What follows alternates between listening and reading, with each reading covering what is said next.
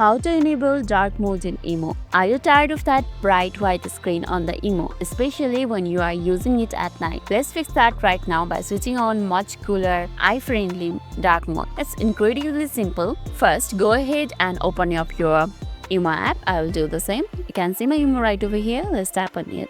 Once you're inside the chat section, you will be seeing your profile picture in top left corner. It's right over here. Give a tap. And here, what you have to do is, you will see a moon-like icon just beside a scanner section at the top right. You can see it right over here. Simply tap on it. And tada! You are now on the dark mode in the IMO. It's super simple. Just on one tap, you have changed the mode in the IMO.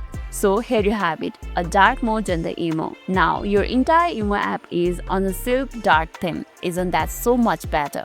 It's perfect for saving a little battery and saving your eyes during the late night chats. So what do you think? Let me know in the comments if you are on the team dark mode or team light mode. That's all for today, and if this video made your day a little bit easier, don't forget to like and subscribe for more amusing tips. Thanks for watching and see you in the next video.